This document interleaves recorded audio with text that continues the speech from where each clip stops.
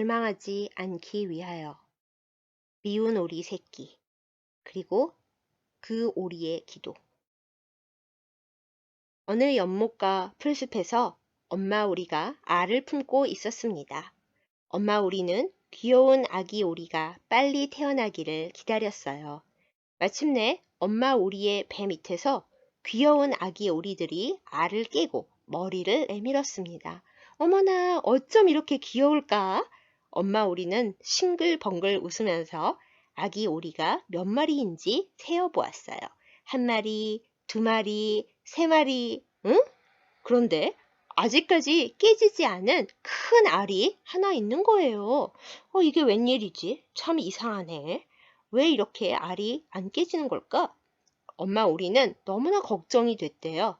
그러자 옆에 있던 다른 오리들이 수군수군대며 가까이 다가왔습니다. 보아하니 그 알은 칠면조알 같은데 갖다 버려. 그게 좋겠다. 무슨 안 좋은 일이 생길지 모르니까. 하지만 엄마 오리는 둥지 속에 그대로 앉아 있었습니다. 품었던 알을 버리기에는 너무 마음이 아팠거든요.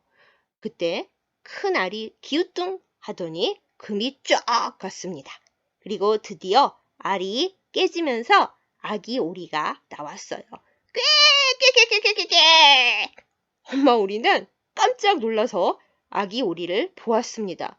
어머나, 울음소리가 크더니 몸집도 다른 애기들보다 훨씬 크네. 그런데 왜 이렇게 못생겼지? 엄마 오리는 고개를 갸우뚱거렸어요. 다른 오리들도 못생긴 아기 오리를 보며 떠들었습니다. 이건 오리 새끼가 아니야. 물에 들어가면 틀림없이 헤엄을 못 치고 빠져 죽을걸. 그 말을 들은 엄마 오리는 아기 오리들을 데리고 연못으로 갔습니다. 그런데 커다란 아기 오리는 다른 아기 오리들과 함께 연못에 뛰어들어 첨벙첨벙 헤엄을 쳤어요. 엄마 오리는 그제야 마음을 놓고 중얼거렸습니다. 헤엄을 잘 치네. 역시 내 새끼가 맞아. 금쪽 같은 내 새끼. 그러나 다른 오리들은 커다란 아기 오리가 마음에 들지 않았어요. 창피해. 저 못생긴 게 우리랑 형제라니. 야, 너 때문에 우리까지 놀림당하잖아. 다른 아기 오리들은 큰 소리를 지르며 미운 아기 오리를 물어뜯고 쪼아댔습니다. 얘들아, 사이좋게 지내야지. 싸우고 괴롭히면 안 돼. 엄마 오리가 이렇게 야단을 쳐도 아무 소용이 없었어요. 이 바보, 고양이가 물어갔으면 좋겠다. 모두 미운 아기 오리를 싫어하고 못살게 굴어서 못생긴 아기 오리는 먹이도 제대로 먹을 수가 없었답니다. 엄마 오리는 한숨을 쉬며 말했어요. 차라리 어디로든 멀리 가서 행복하게 살았으면 좋겠구나. 엄마 오리의 혼잣말을 엿들은 못생긴 아기 오리는 눈물을 흘렸습니다. 이제는 엄마까지 나를 싫어하는구나. 그래, 여기서 떠나야겠어. 다른 데로 가면 친구들이 생길지도 몰라. 울면서 한참 걸어가다 보니 작은 마을이 나왔습니다. 아기 오리는 돌담 위로 올라갔어요. 마침 아기 참새들이 짹짹거리며 풀밭에서 놀고 있었습니다. 아기 오리는 돌담에서 뛰어내리며 소리쳤어요. 참새들아, 나랑 놀자. 그러자 참새들은 깜짝 놀라서 날아가 버렸습니다. 왜 도망가지? 내가 못생겨서 도망가는 걸까? 아기 오리는 터벅터벅 다시 걸어갔어요. 한참 가다 보니 커다란 늪이 있었습니다. 아기 오리는 늪에서 혼자 헤엄을 치며 놀았어요. 그러자 물오리들이 날아와서 물었습니다. 넌 누구니? 아기 오리예요. 내가 본 오리들 중에 최고로 못생겼다, 야. 물오리들은 아기 오리를 놀리면서 마구 돌멩이를 던졌습니다. 나는 아무 잘못도 안 했는데 왜 괴롭히는 거예요? 아기 오리는 슬퍼하며 소리를 꽥 질렀어요. 바로 그때 탕탕탕! 갑자기 총소리가 들렸습니다. 겁에 질린 물오리들이 푸드덕 날아올랐죠. 그러다 미처 총알을 피하지 못한 물오리 한 마리가 피를 철철 흘리며 땅으로 떨어졌습니다. 총에 맞은 거였어요. 아기 오리는 무서워서 갈대숲에 숨었습니다. 사냥개 한 마리가 으르렁거리면서 달려왔어요. 사냥개는 아기 오리에게 코를 들이대고 냄새를 맡아보더니 떨어진 물오리만 물어들고 가버렸습니다. 아, 살았다. 그런데 내가 하도 못생겨서 사냥개도 날 싫어하는구나. 아기 오리는 다시 쓸쓸히 걸어갔습니다. 춥고 배가 고파져서 숲속에 있는 어느 오두막집 문을 똑똑 두드렸어요. 다행히 마음씨 좋아 보이는 할머니가 문을 열고 나왔습니다. 할머니, 배가 고파요. 먹을 것 좀 주세요. 아이고, 불쌍해라. 어서 들어오너라. 다행히 할머니는 아기 오리에게 먹을 것을 주었어요. 그리고 말했습니다. 갈 곳이 없으면 여기서 지내도 된단다. 아기 오리는 이제 드디어 살 곳을 찾았다고 기뻐했습니다. 그러나 기쁨도 잠시 할머니의 오두막에는 고양이와 닭이 함께 살고 있었어요. 그런데 고양이와 닭은 아기 오리를 너무나 싫어했어요. 너는 쥐도 못 잡고 알도 못 낳잖아? 넌 정말 쓸모없는 존재야. 야옹야옹야옹야옹 꼬꼬대 꼬꼬대 꼬꼬대 꼬꼬대. 결국 심술쟁이 고양이와 닭이 아기 오리를 쫓아냈습니다. 이제는 어디로 가야 할까? 아기 오리는 밭과 들판을 지나 걷고 또 걸었습니다. 그리고 어느 호수 근처에 다다랐어요. 호숫가에는 새하얀 털에 긴 목을 가진 아름다운 새들이 날아다니고 있었습니다. 아기 오리는 몰랐지만 그 새들은 백조였습니다. 이야, 어쩜 저렇게 아름다울 수 있을까? 아기 오리는 부러워하면서 백조들을 바라보았어요. 나도 날 수 있는데 나도 끼워주면 안 되나요? 아기 오리가 큰 소리로 물어보았지만 백조들은 듣지 못하고 멀리 날아가 버렸습니다. 아기 오리는 호수에 뛰어들어 힘껏 헤엄을 쳐 보았지만 어느새 호수의 물이 얼기 시작했습니다. 왜 이렇게 추워졌지? 몸을 움직일 수가 없어. 이대로 꽁꽁 얼어서 죽을지도 몰라. 아기 오리는 기운이 빠져서 그만 기절해버렸대요. 마침 지나가던 나무꾼이 아기 오리를 발견하고 구해주었습니다. 나무꾼은 아기 오리를 집으로 데려갔어요. 그 집의 아이들이 꽁꽁 얼어있는 아기 오리를 바구니에 담아서 난로가에 놓아두었어요. 그리고 아기 오리가 눈을 뜨자 아이들은 크게 기뻐했습니다. 와, 살아났다! 그러나 아기 오리는 커다란 소리에 깜짝 놀라 겁을 먹고 말았습니다. 또 나를 괴롭히려 하나 봐. 얼른 도망가야겠다. 아기 오리가 도망가자 아이들이 잡으러 쫓아다녔어요. 그 바람에 식탁에 있던 우유가 엎질러지고 통에 들어있던 설탕이 쏟아져 버렸습니다.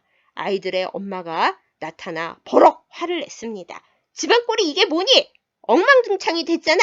그리고 이 못생긴 녀석은 뭐야? 아이들 엄마는 아기 오리를 빗자루로 마구 때려서 내쫓고 말았어요. 결국 못생긴 아기 오리는 외톨이가 되어 춥고 긴 겨울을 혼자 지냈습니다.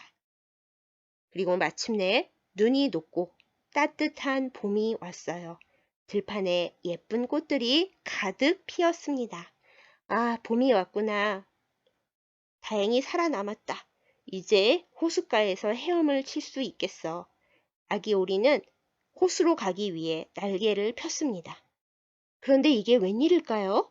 아기 오리의 몸이 가볍게 하늘로 붕 떠올랐어요. 어느새 아기 오리는 하늘 높이 날고 있었습니다. 아기 오리는 신이 나서 힘껏 호수로 날아갔습니다. 그때 전에 본 백조들이 호숫가에 내려앉는 것이 보였습니다. 아, 지난번에 보았던 그 아름다운 새들이구나. 아기 오리는 반가운 마음에 저도 모르게 백조들에게 가까이 다가가려 했어요. 그러다 갑자기 이런 생각이 들었답니다. 아니야, 가까이 가면 안 돼. 나는 못생겼으니까. 특별히 정말 못생겼으니까 틀림없이 미움받고 쫓겨날 거야. 이렇게 생각하면서 아기 오리가 막 돌아서려 할 때였습니다. 예, 어서 이리로 와. 백조들이 부르는 소리가 들렸어요. 이제는 저 새들이 나를 죽이려나 보다. 내가 점점 못생겨져서. 아기 오리는 슬픔으로 고개를 떨구었습니다. 그런데 그 순간 아기 오리는 호수구 물 위에 비친 자기의 모습을 보았습니다. 아니, 내 모습이 저기 있는 하얀 새들과 똑같네? 어리둥절해하는 아기 오리, 아니, 아기 백조에게 다른 백조들이 가까이 왔어요. 이야, 가장 어리고 예쁜 백조구나. 너 그동안 어디에 있었니? 어디 있다가 지금 나타난 거야? 백조들은 아기 백조를 환영해 주었습니다. 아, 나는 미운 오리가 아니라 백조였구나.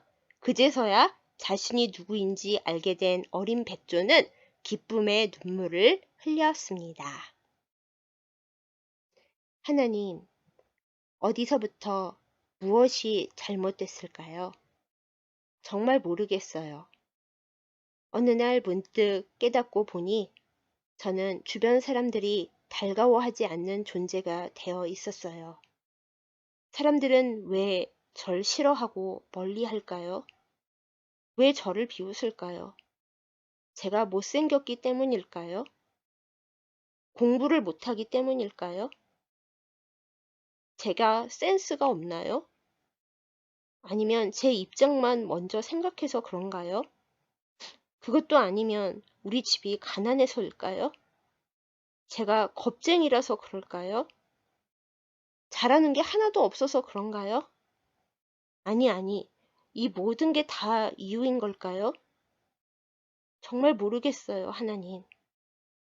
하지만 제가 혹시 그 이유를 알게 된다 해도 저에겐 저를 바꿀 힘이 하나도 없어요, 하나님. 그리고 제가 뭔가를 바꾼다 해도 사람들이 절 좋아할 거라는 자신이 없어요. 저도 사람들에게 인정받고 싶어요.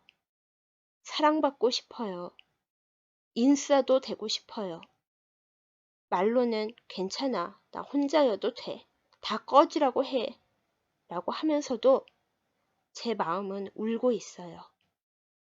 하나님, 저는 괜찮지 않아요. 저는 혼자이고 싶지 않아요.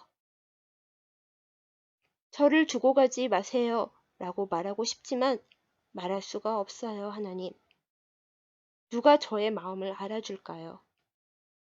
도와주려 하는 사람들까지 무서워하던 미운 오리 새끼처럼 저도 사람들이 무서워요. 어떤 사람들은 하나님을 믿고 기도하라고 하지만 하나님, 제가 아무리 간절하게 기도해도 하나님은 대답도 잘 안 해주시잖아요. 제가 혼자 울 때, 아플 때, 사람들이 저를 놀리고 수군거리고 욕하고 때릴 때 하나님은 왜 저를 도와주지 않으셨나요? 아니, 왜 처음부터 저를 예쁘고 재능 있고 멋진 사람으로 인싸로 만들어주지 않으셨나요? 저에겐 초라한 모습 말고 아무것도 없는데 제가 어떻게 이 세상을 행복하게 감사하며 살아갈 수 있을까요? 평범한 오리여도 속상할 텐데 미운 오리 새끼라니. 제가 어떻게 하나님을 좋은 분이라고 믿을 수 있겠어요? 제발 가르쳐 주세요, 하나님. 대답해 주세요, 하나님. 이 다음에 천국에서 말해주겠다고는 하지 마세요. 저는 지금이 힘들어요. 이 순간도 저를 휩싸는 절망에 저 스스로를 내버리지 않으려고 저는 하나님을 불러요. 하나님, 살아갈 수 있는 힘을 주세요. 사람들이 아무리 저를 못생긴 오리 새끼라고 불러도 하나님께 저는 사랑하는 작은 백조라는 사실을 믿을 수 있는 믿음을 주세요. 저를 따뜻하게 보아주는, 저를 백조로 보아주는 좋은 사람들을 보내주세요. 저도 다른 사람들을 아름답게 볼 수 있는 예쁜 마음 거울을 선물로 주세요. 차가운 시선과 모진 소리와 거친 행동들도 꿋꿋이 이겨내고 추운 겨울을 지나 봄이 되면 백조가 되는 아기 오리처럼 지금을 건너갈 수 있는 용기와 지혜를 주세요. 하나님, 살고 싶어요. 절망해서 망가지고 싶지 않아요. 총에 맞아 늪속에 빠지기는 싫어요. 저를 살려주세요. 살아가게 해주세요.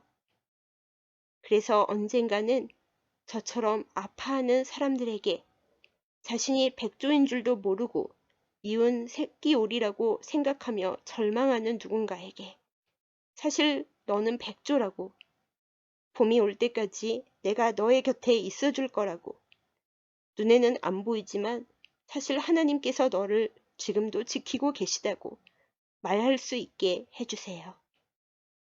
하나님께 미운 오리 새끼가 당하지 않기 위하여. 5번째 꼬마 완두콩과 그 완두콩의 소망. 한 꼬투리 속에 5개의 꼬마 완두콩이 사이좋게 살고 있었습니다. 그들은 모두 똑같은 초록색 옷을 입었고 살고 있는 꼬투리 집도 초록색이어서 바깥 세상도 다 초록 빛깔일 거라고 생각하고 있었어요. 시간이 가면서 꼬투리가 자라고 콩알들도 점점 자라났습니다. 콩알들은 무럭무럭 자라면서 생각도 점점 커져갔어요. 우리가 크면 어떻게 될까? 어디로 가게 될까? 바깥 세상은 여기보다 훨씬 넓고 재미있는 일들도 많겠지. 5개의 완두콩들은 희망에 부풀어 올랐습니다. 몇 주일이 지나 꼬투리도 콩알들도 노릇노릇 익어가서 콩알들은 세상이 노란 색깔로 변했다고 생각했어요. 그러던 어느 날 갑자기 콩 꼬투리가 마구 흔들렸습니다. 세상이 왜 마구 흔들리지? 아이고 어지러워. 마침내 꼬투리가 열렸습니다. 그러나 놀랄 틈도 없이 5개의 꼬마 완두콩들은 한 남자아이의 호주머니 속으로 굴러떨어졌어요. 그리고 콩알들이 마침내 밝은 세상으로 나왔을 때 콩들은 남자아이의 손바닥 위에 있었습니다. 남자아이는 완두콩 하나를 장난감 총에 집어넣었어요. 총알로 쓸 생각이었던 거지요. 난 저 세상 끝까지 날아갈 거야. 1번째 완두콩이 소리쳤어요. 그렇게 한 알 한 알 남자아이의 총을 타고 어디론가 날아갔습니다.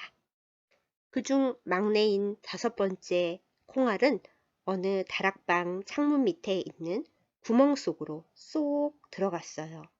거기에 부드러운 흙과 이끼가 덮였습니다. 막내 콩알은 이 흙과 이끼 속에 폭 파묻혀서 모두의 기억 속에서 완전히 사라졌습니다. 한편 막내 콩알이 떨어진 가난한 집의 작은 다락방에는 열심히 일하는 엄마와 딸이 둘이서 살고 있었습니다. 딸은 매일 아파서 누워 있었습니다. 엄마가 돈을 벌기 위해 일하러 나가면 딸은 온종일 혼자 침대에 누워서 창밖을 바라보았어요. 그렇게 추운 겨울이 지나고 따뜻한 봄이 찾아왔습니다. 어느 날 아침 엄마가 일을 하러 나가려 할 때였습니다. 작은 창문을 통해 따뜻한 햇살이 비쳐 들어왔어요. 소녀가 창문을 바라보며 작은 소리로 말했습니다. 엄마, 저기 바람에 흔들리고 있는 게 뭐예요? 어머나, 완두콩 싹이구나. 어떻게 여기서 싹이 텄을까? 하나님께서 너에게 보내주신 선물인가 보다, 얘. 엄마는 소녀가 완두콩 싹을 더 잘 볼 수 있도록 소녀의 침대를 창가로 옮겨 주었어요. 그리고 창문을 활짝 열어 두었습니다. 소녀는 침대에 누워서 완두콩 싹이 쑥쑥 자라나는 모습을 지켜보았어요. 어느 날 밤 소녀가 엄마한테 말했습니다. 엄마, 나 곧 병이 나아서 일어날 수 있을 것 같아요. 완두콩이 무럭무럭 자라는 걸 보니 저도 기운이 막 솟아나요. 소녀의 말은 열린 창문을 넘어 캄캄한 흙 속에 웅크리고 있던 막내 완두콩에게도 들렸어요. 그래서 막내 완두콩도 더 힘을 내기로 했어요. 그래, 세상 구경은 못했어도 내가 할 일이 따로 있었구나. 나도 힘을 내야겠어. 영차, 영차. 완두콩은 소녀의 엄마가 메어준 노끈을 따라 올라가 꽃을 피웠습니다. 아팠던 소녀도 매일매일 점점 건강해졌어요. 정말로 하나님께서 너에게 보내주신 선물이 맞았구나. 엄마와 소녀는 눈물을 흘리며 하나님께 감사했대요. 그리고 이제 기운이 다한 막내 완두콩은 행복한 미소를 지으며 흙 속에 조용히 잠들었답니다. 5번째, 꼬마 완두콩의 소망. 내가 맨 처음 본 세상은 온통 초록빛이었습니다. 그래서 난 세상이란 전부 다 초록색밖에 없는 줄 알았어요. 형들이랑 사이좋게 영원히 그 안에서 사는 거라고 생각했었지요. 그러던 어느 날 세상의 색깔이 점점 변해가고 있다는 것을 깨달았습니다. 우리 5 형제가 옹기종기 모여 살던 세계는 노랗게 변해갔고 덩달아 우리 형제들도 노릇노릇해졌습니다. 세상이 달라질 수 있다는 걸 그때 처음 느꼈죠. 그게 끝이 아니었어요. 어느 날 갑자기 우리가 살아온 세상이 마구 흔들리고 우리는 전혀 모르는 다른 세상으로 떨어졌습니다. 큰형은 우리가 새로운 세상에서 대단한 모험을 하게 될 거라고 말했습니다. 그 말에 나는 신이 났어요. 그래, 세상이 이렇게 넓으니 갈 곳도 많을 거고 재미난 일도 잔뜩 있을 거야 하면서 희망에 부풀었죠. 우리 형제들은 장난감 총을 타고 각각 모험을 떠났습니다. 그런데 내가 떨어진 곳은 어둡고 캄캄한 깊은 구덩이 속이었습니다. 즐겁고 신나는 모험이나 세상 구경은커녕 형들이랑 같이 살아왔던 꼬투리 안보다도 좁고 무섭고 답답한 이상한 장소였어요. 나는 빠져나가 보려고 길을 썼지만 도저히 그 어두운 곳을 탈출할 수가 없었습니다. 아무리 울고 소리쳐도 아무도 와주지 않았어요. 이대로 나는 죽는구나. 이렇게 죽을 거라면 난 대체 왜 태어났을까? 나는 절망했습니다. 그렇게 꾸벅꾸벅 졸고 있던 어느 날 갑자기 몸이 간질간질해졌어요. 그리고 내 몸에서 캄캄한 흙을 넘어 뭔가가 솟아 올라가고 있는 것을 느꼈습니다. 어리둥절해진 나의 귀에 한 목소리가 들렸어요. 어떻게 이런 곳에서 완두콩 싹이 났냐고 신기해하는 목소리. 또 다른 목소리는 내 몸에서 나온 그것을 보고 힘이 난다고 했습니다. 그때 난 내가 아직 죽지 않았고 부서져가는 내 몸속에서 일어나는 일이 누군가에게는 희망이 된다는 것을 알았습니다. 내 몸은 캄캄한 곳에 있지만 난 여전히 뭔가 의미 있는 일을 할 수 있었던 거죠. 온몸이 아프고 힘들었지만 난 이대로 그냥 죽을 수는 없다고 결심했습니다. 내가 살아 있었다는 증거. 어두운 구멍 속에 갇혀 흙 속에 파묻혔지만 내가 이 세상에 태어난 의미가 있었다는 증거를 꼭 남기고 싶었습니다. 또 나에게서 피어난 것을 보고 기뻐하는 그 누군가에게 정말로 소망이 되고 싶어졌습니다. 그래서 모든 힘을 다했죠. 어머, 꽃이 피었어. 그리고 내 딸이 이렇게 건강해졌구나. 처음 들었던 목소리가 그렇게 말했습니다. 내 눈으로 볼 수는 없었지만 난 꽃이라고 불리는 것이 아름답다는 것을, 그리고 내가 누군가를 살게 했다는 것을, 기쁘게 했다는 것을 알 수 있었습니다. 그리고 나는 이대로 영영 사라지는 게 아니라 더 많은 나로 또다시 열매 맺고 퍼져나간다는 것을, 또 새롭게 태어난다는 것을 그냥 깨닫게 되었어요. 비록 세상 구경은 하나도 못 해봤지만, 형이 이야기했던 모험도 못 해봤지만, 내 삶은 평생 어딘가에 갇혀서 힘을 다하는 것 그것뿐이었지만 이 또한 나의 놀라운 모험이었다는 것을 알았습니다. 이제 잠드는 나는 소망합니다. 나와 같은 콩 형제들이 꼭 알게 되기를요. 세상이 내가 생각하고 예상했던 것과 너무나 많이 달랐어도, 그래서 서럽고 답답하고 허탈했어도 우리는 각자 태어난 이유가 있고 어떤 곳에 있게 된 이유가 분명히 있다는 것을요. 쓸모없는 존재가 되었다고 절망하지 않고 있는 곳에서 나의 최선을 다할 때 우리는 누군가의 희망이 될 수 있고 아름다운 꽃을 피울 수 있으며 그냥 허무하게 죽어버리는 하찮은 존재가 아니라는 것을요. 또한 소망합니다. 내가 보지 못하지만 내가 피워낸 그 무엇이, 꽃이라는 것이 누군가에게 꼭 필요한 소망이 그리고 기쁨과 위로가 되기를요. 태어나서 다행입니다. 가능성이 있어서 행복했습니다. 절망했던 순간에 희망이 있어서 감사했습니다. 그리고 이대로 사라지는 것이 아니라 다시 새로운 삶이 시작된다는 것을 알기에 설렙니다. 비록 캄캄한 구멍 속에 떨어졌어도 나의 존재는 하찮지 않았기에 나는 내 삶을 기뻐합니다. 나의 이야기가 지금 실망하고 있는 다른 콩들에게 꼭 전해지기를 소망합니다. 5번째 꼬마 완두콩이 다른 형제 콩들에게 절망하지 않기 위하여 금간 물동이 이야기와 그 물동이의 다짐. 브레넌 매닝의 신뢰에 나오는 인도 설화입니다. 인도의 한 물지개꾼에게 커다란 물동이가 2개 있었습니다. 물동이들은 지게꾼의 목에 걸려 있는 지게 양 끝에 하나씩 달려 있었는데 한 물동이는 멀쩡했지만 또 다른 물동이에는 금이가 있었어요. 우물가에서 주인의 집까지 먼 길을 걸어오면 성한 물동이에는 언제나 물이 가득 담겨 있었지만 금간 물동이에는 물이 반밖에 남아 있지 않았습니다.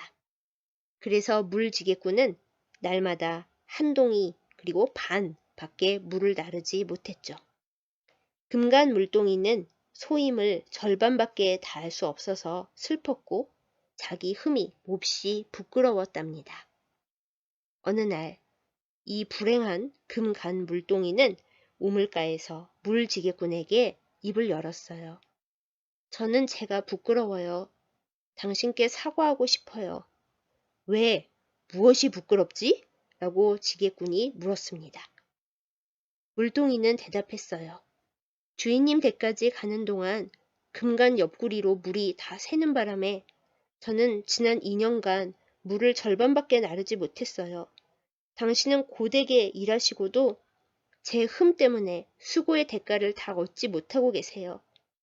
물지개꾼은 금간 낡은 물동이가 딱하고 가여워서 이렇게 대답했습니다. 이따 집으로 돌아갈 때 길가에 피어있는 예쁜 꽃들을 잘 보거라. 금간 물동이는 언덕을 오를 때 그 말을 기억하고 길가에 핀 아름다운 꽃들을 유심히 바라보았어요. 아름답고 향기로운 꽃들을 보니 약간 기운이 났습니다. 그러나 집에 도착했을 때 금간 물동이의 기분은 다시 가라앉았어요. 여전히 절반의 물이 새어버렸기 때문이었죠. 그런 물동이에게 지게꾼이 물었습니다. 꽃들이 반대쪽 성한 물동이 쪽에는 한 송이도 없고 금간 내 쪽에만 있는 것을 보았니? 네, 봤어요. 하지만 그 꽃들과 제가 무슨 상관이 있을까요? 물동이는 힘없이 되물었어요. 그러자 지게꾼이 말해 주었습니다. 나는 네가 향하는 쪽 길가에만 꽃씨를 뿌렸단다. 우리가 우물가에서 돌아올 때마다 네가 꽃씨에 물을 주었지. 2년 동안 나는 예쁜 꽃들을 꺾어 주인님의 식탁을 꾸밀 수 있었단다. 네가 지금의 모습이 아니었다면 주인님은 이렇게 아름답게 집을 꾸미실 수 없었을 거야. 그러니까 너는 소임을 다하지 못한 게 아니란다. 너의 일은 물을 가득 담아오는 것이 아니라 길가에 심은 꽃씨에 물을 주는 것이었으니까. 금간 물동이의 다짐. 나는 나의 존재 목적이 오직 물가에서 집까지 물을 길어 오는 데에만 있는 줄 알았습니다. 그야 당연히 나는 물동이로 태어났으니까요. 물동이의 용도가 물을 담아 나르는 것이지 다른 필요가 뭐가 있겠어요? 그래서 내 몸에 흠이 생기고 그 흠으로 물이 줄줄 흐른다는 것을 알게 되었을 때 나는 이제 내가 쓸모없는 존재가 됐다고 생각했습니다. 당연히 나를 쓰시던 분이 날 내버릴 거라고 여겼죠. 하지만 그분은 날 버리지 않았습니다. 뿐만 아니라 마치 아무 일도 없었던 것처럼 계속 나를 물지개에 매단 채 우물에서 물을 길어 내 안에 가득 담아 집까지 메고 다니셨죠. 그분의 수고에도 불구하고 그 귀중한 물을 줄줄 흘리고 다니는 나는 너무 수치스러웠고 너무 슬펐고 그분에게 죄송했습니다. 차라리 버려졌으면 이렇게 계속 부끄러움을 당하며 사는 일은 없었을 텐데 하면서 그분을 원망하기도 했죠. 그렇게 2년이 지나서 결국 참다 못한 나는 그분에게 사과하며 나의 감정을 터뜨렸습니다. 저는 쓸모가 없어요. 물이나 줄줄 쏟고 다니는 망가진 물동이라고요. 제발 날 좀 그냥 놔두세요. 라는 말을 돌려서 했죠. 죄송해요. 미안해요. 다 제 잘못이에요. 라고요. 그분은 우리가 지나다니는 길을 잘 보라고 다만 그렇게만 말씀하셨어요. 아름다운 꽃들이 만발했더군요. 그런데 그게 나랑 무슨 상관이란 말인가요? 여전히 불퉁한 나에게 그분은 알려주셨습니다. 내가 줄줄 흘리고 다닌 물로 그 아름다운 꽃들을 키웠다고요. 나는 금간 물동이가 아니라 꽃에 물 주는 물뿌리개라고요. 내가 무조건 감사했을 것 같으세요? 아니에요. 난 혼란스러웠고 당황했습니다. 나는 물동이인데 물뿌리개로 썼다고요? 그렇게라도 재활용해 주셨으니 내가 무조건 감사해야만 하나요? 며칠을 끙끙 앓았습니다. 그 후 그동안 잠자코 있던 내가 너무나 부러워하는 동료인 멀쩡한 물동이가 말했어요. 자기도 아름다운 꽃 한 송이 피워봤으면 좋겠다고. 내가 부럽다고요. 무슨 헛소린가 기가 막혔지만 맙소사. 녀석은 날 부러워하고 있었다네요. 이제야 조금씩 깨닫고 있습니다. 그분은 내가 망가졌다고 생각 안 하시고 다른 아이디어를 실행하셨는데 꼰대 같은 나는 내 좁은 시야로 고집만 부리고 삐뚤어져 있었다는 것을요. 흠집이 나고 못났던 것은 금간 내 옆구리가 아니라 외골수로 치달은 내 마음이었다는 것을요. 멀쩡하다는 기준은 무엇인가요? 물동이니까 물을 퍼나르는 것. 그것만 이루어야 정상이라고 여겼던 내 강박이 문제였던 거였어요. 꽃씨에 물을 주어 피어나게 하는 내 일을 부러워하는 동료도 있으니 말입니다. 그쪽은 무려 멀쩡한 물동이인데도 말이죠. 물동이 역할을 확실하게 잘 해내고 있는 동료를 다시는 부러워하지 않을 거라는 장담은 아직 할 수 없을 것 같습니다. 때로 울적해지는 날에 나의 금간 마음이 또 어떤 슬픔을 흘려낼지 나 자신을 온전히 알 수는 없기 때문입니다. 하지만 다짐합니다. 그런 때가 올 때마다 생각을 바로 하겠습니다. 다른 물동이랑 나의 역할을 비교하지 말자고요. 물동이든 물뿌리개든 나의 흠에도 불구하고 의미 있는 일에 사용되고 있다는 사실에 감사하고 기뻐하자고요. 내가 생각하는 의미와 다른 이들이 생각하는 의미는 다를 수 있고 그 생각들은 모두 각자 좋은 것이라 하고요. 그렇게 금간 마음을 고치고 다잡으면서 내 존재와 나의 소임을 기뻐하고 감사하겠습니다. 내 생각대로 되지 않았다고 슬퍼지려는 마음도 불평하고 싶은 마음도 일단 모두 인정하고서 내 생각이 무조건 최고인 것은 아니라고 스스로에게 몇 번이고 꼭 말해 주겠습니다. 나를 새로운 용도로 써주신 그분께 감사하는 마음을 놓치지 않도록 마음의 영역을 넓히겠습니다. 지금 할 수 있는 일에 나의 최선을 다하겠습니다. 그렇게 내가 살아있는 날들을 소중하고 선한 것으로 채워가겠습니다. 그러다 보면 언젠가는 금간 나의 몸조차 진정으로 기뻐하는 날이 오겠지요. 진정한 감사함과 보람이 나의 좁은 생각을, 삐뚤어진 마음을 온통 감싸는 날이 오겠지요. 금간 물동이, 아니 꽃 키우는 일에 쓰는 물뿌리개가 절망하지 않기 위하여 엘리 아저씨가 모든 웹믹들에게 너는 특별하단다 라는 맥스 루카도 목사님의 동화를 읽도록 하겠습니다. 웹믹이라는 작은 나무 사람들이 있었어요. 웹믹들은 모두 엘리 아저씨가 만들었답니다. 웹믹들은 제각기 다른 모습들을 하고 있었어요. 그런데 이 웹믹들은 매일 똑같은 일을 반복하면서 살고 있었답니다. 금빛 별표가 들어있는 상자와 잿빛 점표가 들어있는 상자를 들고 다니면서 만나는 웹믹들에게 이 금빛 별표나 잿빛 점표를 붙이는 일이었죠. 나무 결이 매끄럽고 색칠이 잘 되어 있는 웹믹들은 항상 별표를 받았습니다. 한편 나무 결이 거칠고 색이 벗겨진 웹믹들은 늘 잿빛 점표를 받았어요. 뭔가 특별한 능력을 가진 웹믹들도 금빛 별표를 받았죠. 금빛 별표를 받을 때마다 기분이 아주 좋아지기 때문에 웹믹들은 더 많은 별표를 타려고 노력하고 또 노력했대요.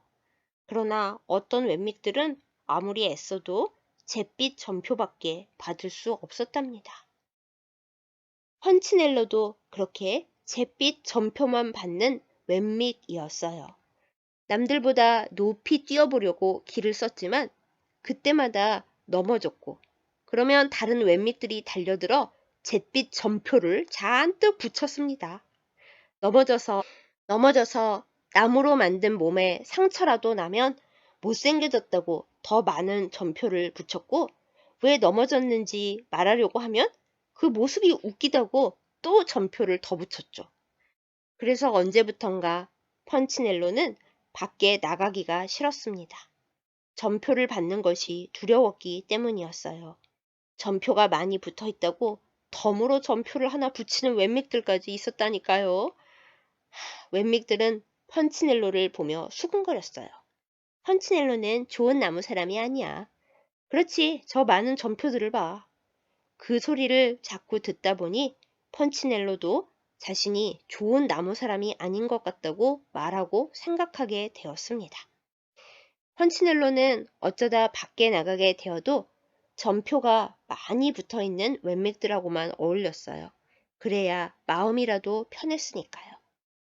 그렇게 지내던 어느 날 펀치넬로는 루시아라는 이름의 웹믹을 보고 깜짝 놀랐습니다. 루시아의 몸에는 별표도 점표도 붙어 있지 않았어요. 그저 깨끗한 나무였어요. 다른 웹믹들이 루시아의 몸에 별표나 점표를 붙이지 않은 건 절대로 아니었습니다. 다만 루시아의 몸에 그 표들이 하나도 붙지 않았던 거예요. 신기하게도 붙자마자 다 떨어져 버렸답니다. 펀치넬로는 자신도 저렇게 되고 싶다고 생각하면서 루시아에게 다가가 어떻게 그렇게 될 수 있는지 물어보았어요. 그러자 루시아가 대답했습니다. 별거 없어. 난 매일 엘리 아저씨를 만나러 갈 뿐이야. 너도 한번 찾아가 봐. 펀치넬로는 한참을 고민하다가 결국 엘리 아저씨의 작업실로 찾아갔습니다. 그리고 깜짝 놀라고 말았어요. 작업용 의자가 펀치넬로의 키만 했습니다. 발돋움을 해야 겨우 보이는 책상 위에는 커다란 망치가 놓여 있었어요. 아무래도 그냥 가야겠다 하고 펀치넬로가 돌아서려는 순간 엘리 아저씨의 목소리가 들렸습니다. 펀치넬로야, 어서 오너라. 반갑구나. 저를 아세요? 펀치넬로가 더듬거리며 묻자 엘리 아저씨는 다정하게 대답했어요. 물론이지. 내가 너를 만들었는걸? 엘리 아저씨는 펀치넬로를 들어 작업대에 앉히고 유심히 바라보더니 말했습니다. 나쁜 표를 많이 받았구나. 펀치넬로는 부끄럽고 슬펐어요. 저도 이런 표를 받고 싶지 않았어요. 전 정말 열심히 노력했어요. 그런데 아무 소용도 없더라고요. 그러자 엘리 아저씨가 말했습니다. 펀치넬로야, 나에게 변명할 필요는 없어. 난 다른 웹밋들이 널 어떻게 생각하는지 전혀 상관하지 않는단다. 그리고 너도 그럴 필요가 없다. 누가 너에게 별표나 점표를 붙이지? 그들은 다 너와 똑같은 나무 사람들 웹밋일 뿐이야. 펀치넬로야. 그들이 아니라 너를 만든 내가 널 어떻게 생각하는지가 진짜 중요한 거란다. 그리고 나는 너를 아주 특별하게 생각해. 펀치넬로는 어떻게 반응해야 할지 알 수가 없었어요. 그래서 다른 질문을 꺼냈습니다. 엘리 아저씨, 어째서 루시아의 몸에는 표가 하나도 붙지 않나요? 엘리 아저씨는 따뜻한 목소리로 말해 주었어요. 루시아는 다른 웹믹들이 어떻게 생각하는 것보다 루시아를 만든 내가 루시아를 어떻게 생각하는가가 더 중요하다고 마음먹었기 때문이란다.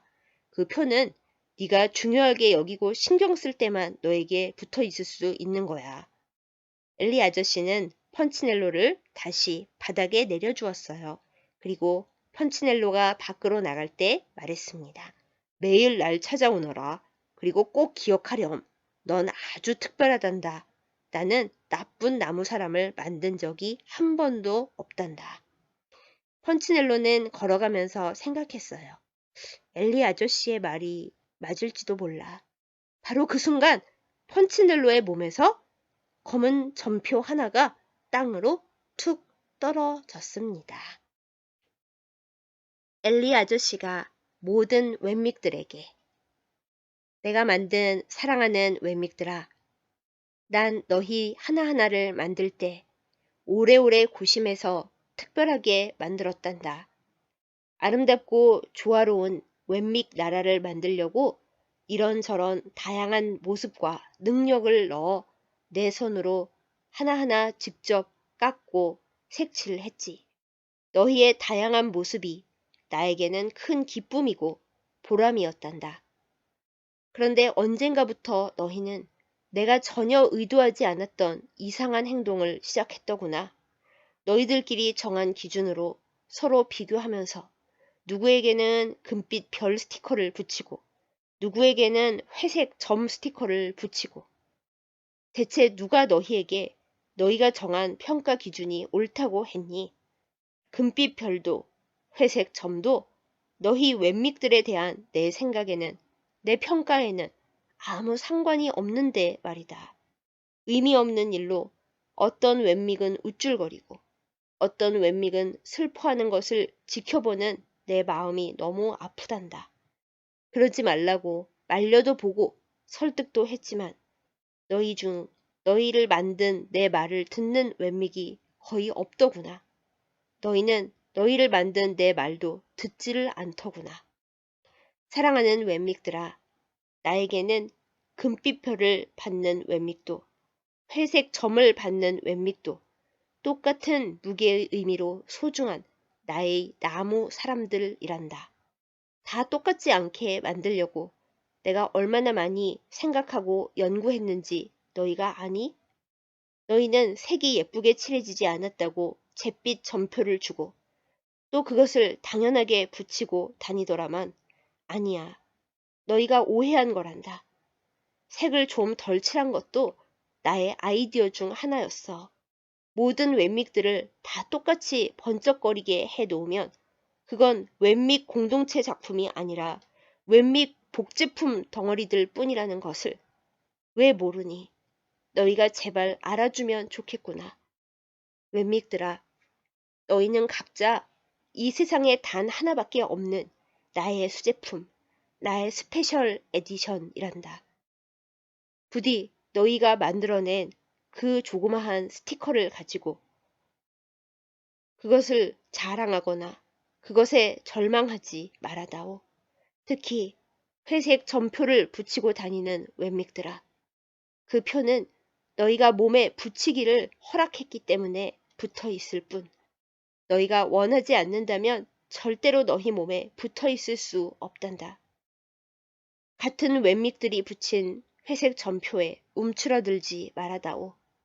너희에 대한 나의 계획과 구상은 너희 동료들은 결코 알 수 없는 더 높은, 더 먼 곳에 있으니까. 사랑하는 웻믹들아, 내가 내 손으로 직접 빚은 내 소중한 아이들아, 너희는 모두 소중하단다. 너무나 특별하단다. 이 진실을 잊지 말아다오. 잊어버렸더라도 꼭 다시 기억해 내다오. 사랑하고 사랑하고 사랑한다. 엘리가 나의 모든 웻믹들에게. 절망하지 않기 위하여 꽃들에게 희망을. 첫 번째 이야기. 트리나 폴러스님의 작품입니다. 작은 호랑 애벌레 한 마리가 알을 깨고 나왔습니다. 호랑 애벌레는 나뭇잎을 먹으며 무럭무럭 자랐어요. 그런데 어느 날 호랑 애벌레는 이런 생각이 들었습니다. 그저 먹고 자라는 것만이 삶의 전부는 아닐 거야. 다른 무언가가 있는 게 분명해. 호랑 애벌레는 그 무엇을 찾기 위해 길을 떠났습니다. 그리고 어느 날 아주 바쁘게 어딘가로 기어가고 있는 애벌레 떼를 보게 되었어요. 그들이 어디로 가고 있는지 궁금해서 주변을 둘러보니 하늘 높이 치솟고 있는 기둥이 보였습니다. 그 기둥은 꿈틀거리며 서로 밀고 올라가는 애벌레 기둥이었어요. 호랑 애벌레는 그 틈에 끼어들었습니다. 그래, 어쩌면 내가 찾으려는 것이 저 기둥 꼭대기에 있는지도 몰라 라고 생각하면서요. 밟고 올라가느냐 아니면 밟히느냐. 애벌레들은 서로 더 이상 친구일 수 없었습니다. 오직 누군가를 밟고 더 높이 올라가야 한다는 생각밖에 없었으니까요. 호랑 애벌레는 점점 더 높이 올라가고 있는 것 같은 기분이 들었습니다. 그러나 어떤 날은 제자리를 지키는 것만도 너무 힘들었죠. 그럴 때면 불안한 마음이 호랑 애벌레를 괴롭혔어요. 꼭대기에는 도대체 뭐가 있는 거지? 우리는 대체 어디로 가고 있는 걸까? 혼잣말을 하고 있는 호랑 애벌레에게 옆에 있던 노랑 애벌레가 말을 걸어서 둘은 잠시 이야기를 나눴습니다. 그런데 노랑 애벌레와 이야기를 나누고 나서 호랑 애벌레는 문득 걱정이 됐어요. 다시 마주치면 나는 저 노랑 애벌레를 밟아 떨어뜨릴 수 있을까? 그래서 그 노랑 애벌레와 마주치지 않으려 애를 썼지만 결국 그들은 다시 만나게 되고 말았습니다. 노랑 애벌레는 하필이면 위로 올라갈 수 있는 유일한 길목을 막고 있었어요. 호랑 애벌레는 잠시 망설였지만 결국 노랑 애벌레의 머리를 밟고 위로 올라갔습니다. 슬픈 얼굴로 자신을 바라보는 노랑 애벌레를 내려다보다가 호랑 애벌레는 문득 이런 생각이 들었어요. 꼭대기에 뭐가 있는지는 모르겠지만 이런 짓을 하면서까지 올라갈 가치는 없어. 호랑 애벌레는 노랑 애벌레의 머리에서 내려와 사과했습니다. 미안해, 내가 잘못했어. 결국 호랑 애벌레와 노랑 애벌레는 손을 맞잡고 그 기둥에서 내려왔습니다. 한동안 두 애벌레는 넓고 편안한 풀밭에서 평화롭게 지냈습니다. 하지만 시간이 지나자 호랑 애벌레는 끝까지 올라가 보지 못한 꼭대기에 무엇이 있는지 다시 너무나 궁금해졌습니다. 그리고 노랑 애벌레와 지내는 생활이 지루하고 따분해졌습니다. 호랑 애벌레는 노랑 애벌레에게 다시 기둥을 올라가 보자고 말했습니다. 그러나 노랑 애벌레는 그러고 싶지 않았어요. 결국 그 둘은 헤어지고 말았습니다. 호랑 애벌레가 떠난 후 혼자 남은 노랑 애벌레는 어느 날 나뭇가지에 거꾸로 매달려 있는 나이든 애벌레를 보았어요. 나이든 애벌레가 말했습니다. 나비가 되려면 이렇게 해야 한단다. 나비가 뭐예요? 노랑 애벌레는 두근거리는 마음으로 물었어요. 나비는 미래의 네 모습일 수도 있단다. 나비는 아름다운 날개로 날아다니면서 땅과 하늘을 연결시켜주지. 꽃에서 꿀을 빨아 마시고 이 꽃에서 저 꽃으로 사랑의 씨앗을 날라다 준단다. 나비가 없으면 꽃들도 이 세상에서 사라지게 돼. 늙은 애벌레의 설명에 노랑 애벌레는 소리쳤어요. 그럴 리가 없어요. 당신도 저도 솜털투성이 벌레일 뿐인데 우리 안에 나비가 들어있다는 것을 어떻게 믿을 수 있겠어요? 도대체 어떻게 나비가 될 수 있는 거죠? 날기를 간절히 원해야 해. 애벌레로 사는 것을 기꺼이 포기할 만큼. 죽어야 한다는 뜻인가요? 그렇기도 하고 아니기도 하지. 겉모습은 죽은 것처럼 보여도 참 모습은 여전히 살아있는 거란다. 삶의 모습은 바뀌지만 생명이 사라지는 건 아니야. 나비가 되어보지도 못하고 죽는 애벌레와는 전혀 다른 삶인 거지. 나를 보렴. 나는 지금 고치를 만들고 있단다. 그 속으로 숨어버리는 것처럼 보이겠지만 고치는 도피처가 아니야. 고치는 변화가 일어나는 동안 잠시 들어가 머무는 곳이란다. 일단 고치 속으로 들어가면 다시는 애벌레 시절로 돌아갈 수 없어. 변화가 일어나는 동안 고치 안에서는 아무 변화도 볼 수 없지만 안에서는 이미 나비가 만들어지고 있지. 다만 시간이 아주 오래 걸릴 뿐이란다. 늙은 애벌레는 말을 이었어요. 그뿐이 아니란다. 나비가 되면 새로운 생명을 만드는 진짜 사랑을 할 수 있게 돼. 얼른 가서 호랑 애벌레를 데려와야겠어요. 노랑 애벌레는 흥분해서 말했어요. 하지만 곧 호랑 애벌레가 탑을 기어오르는 애벌레 떼 속으로 너무 깊숙이 들어가 있어서 도저히 찾을 수 없다는 것을 깨달았습니다. 슬퍼하는 노랑 애벌레에게 늙은 애벌레가 말했습니다. 슬퍼하지 마라. 네가 나비가 되면 날아가서 나비가 얼마나 아름다운지 호랑 애벌레에게 보여줄 수 있잖니.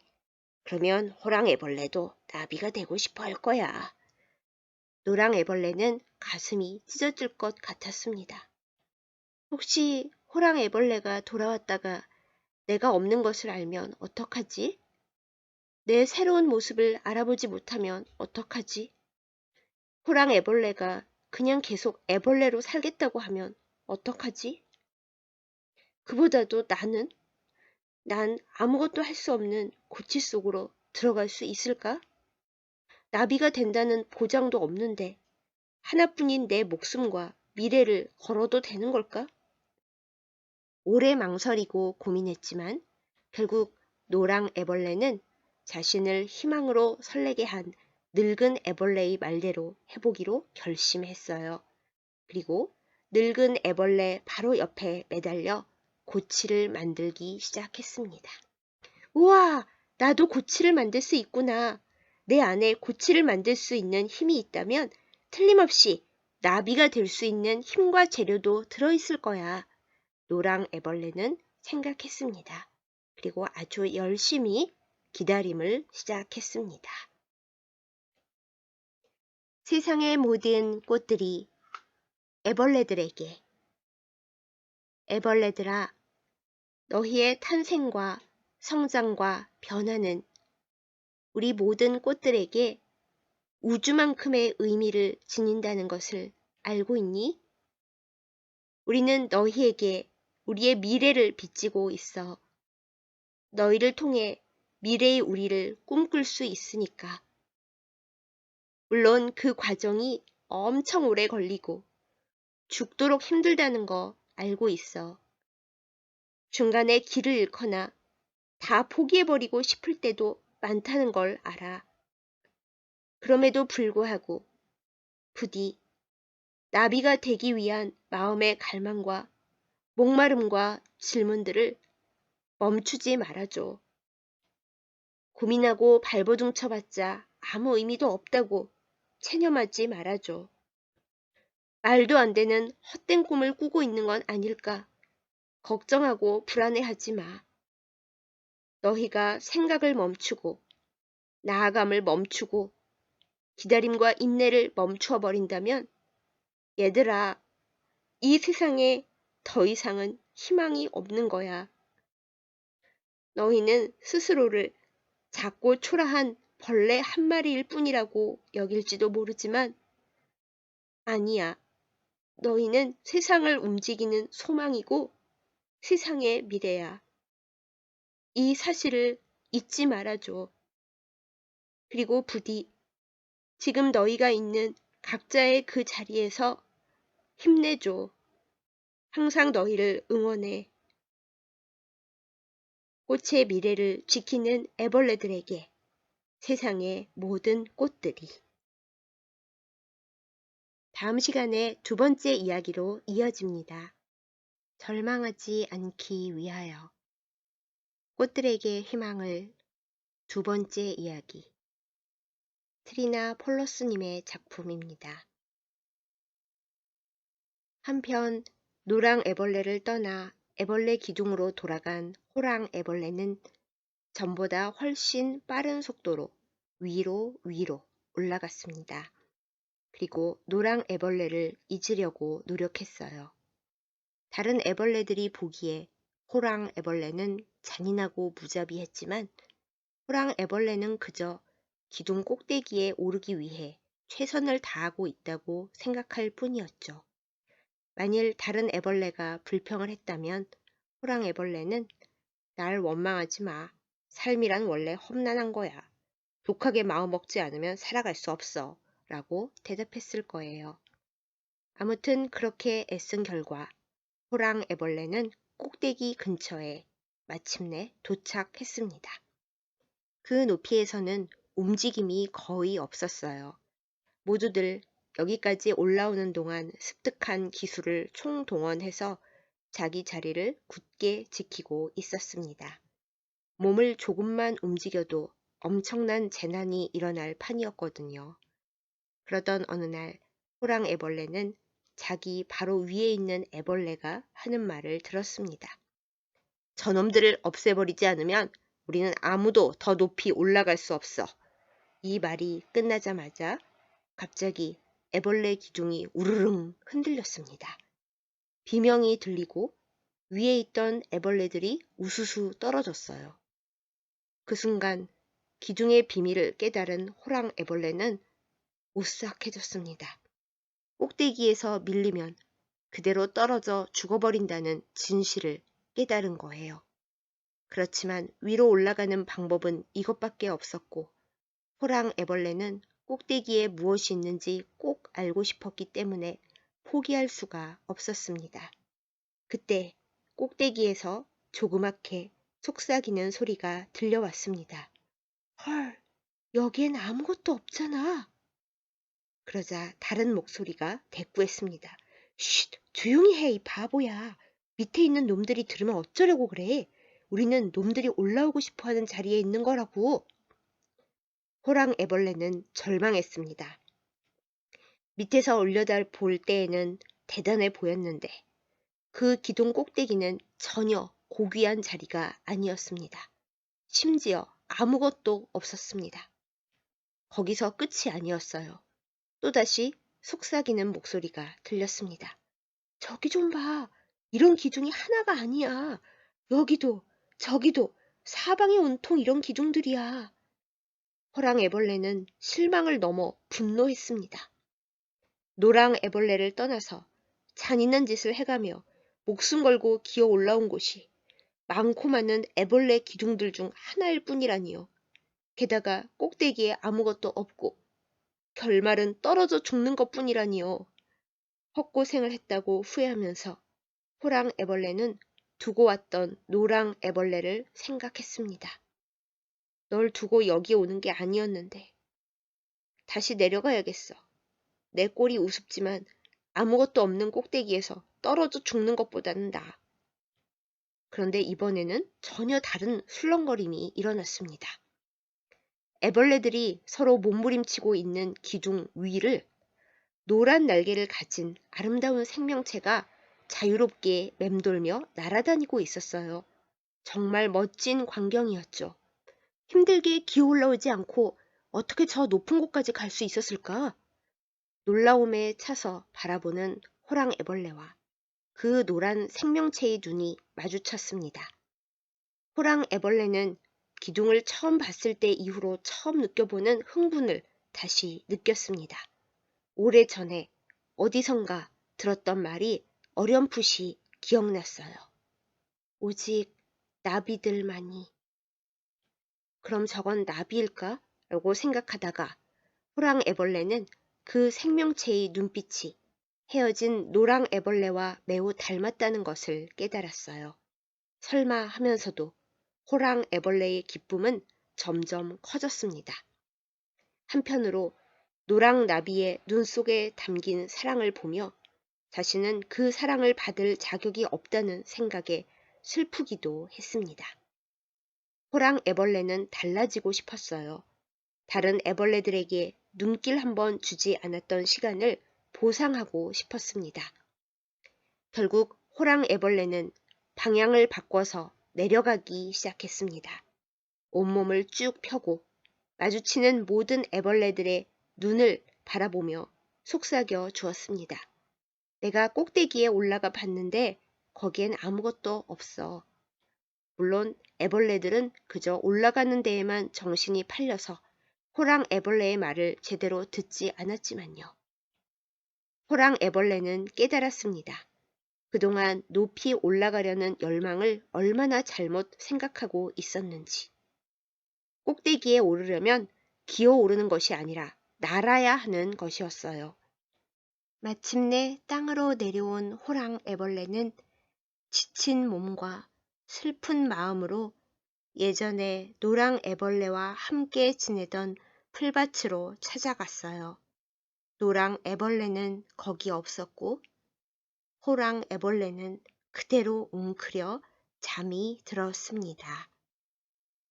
이윽고 잠에서 깨어보니 전에 본 노랑나비가 아름다운 날개로 부채질을 해주고 있었어요.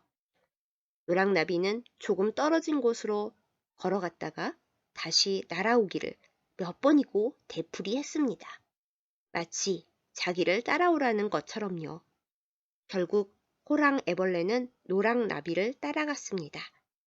그들은 어느 나무 앞에 도착했어요. 나뭇가지에는 찢어진 자루 2개가 매달려 있었습니다.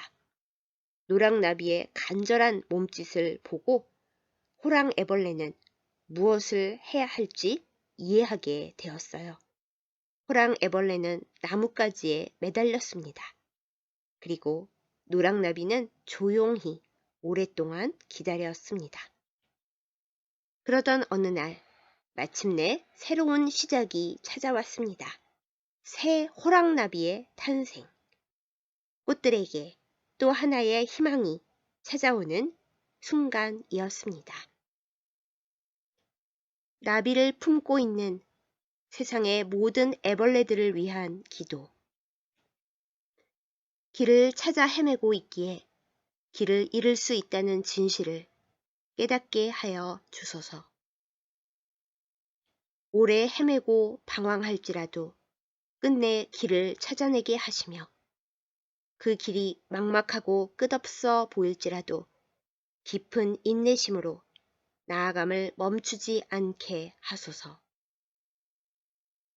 누군가를 밟고 떨어뜨려서 꼭대기에 도달하는 일의 어리석음을 너무 늦지 않게 깨닫게 하시고 내 옆에 있는 이를 돌아볼 수 있는 온기를 갖게 하소서.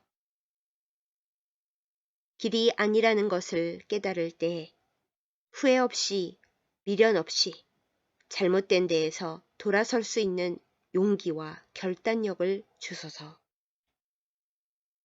아주 작은 힌트라도 놓치지 않을 수 있는 분별력과 지혜를 허락하소서. 그리하여 태초에 생명 속에 심어 놓으신 가장 고귀하며 가장 아름다운 그 목적에 도달하게 하소서. 혼자서가 아니라 함께 거기에 이르게 하소서. 먼저 나비가 된 애벌레가 온 세상을 창조하신 이에게 드리는 기도. 절망하지 않기 위하여, 그 종을 울리기 위하여. 초등학교 시절 주일학교 공과에 있던 성탄절 연극 대본을 각색했습니다. 옛날 어느 나라의 큰 교회에 아주 높은 종탑이 있었습니다. 종탑이 얼마나 높은지 누구도 그 위에 올라가서 종을 울릴 생각을 하지 못했대요. 그럼 애초에 그 종탑을 누가 어떻게 지었을까요? 거기에는 신비로운 전설이 전해지고 있었답니다. 그 종탑을 직접 설계해서 만든 고대의 권력이 센 황제가 종탑을 만들 때 사용한 거대한 도구들을 전부 다 없애버리고서 선포했대요. 앞으로 누군가가 하나님의 마음에 꼭 맞는 예물을 올리게 될 때 종은 다시 울릴 것이다. 그런데 이를 어쩌나요? 하나님 마음에 드는 예물을 드리는 사람이 그 후로 아무도 없었는지 아니면 단순히 그냥 전설이어서 그랬는지는 모르겠지만 그 종은 그 이후로 단 한 번도 울리지 않았답니다.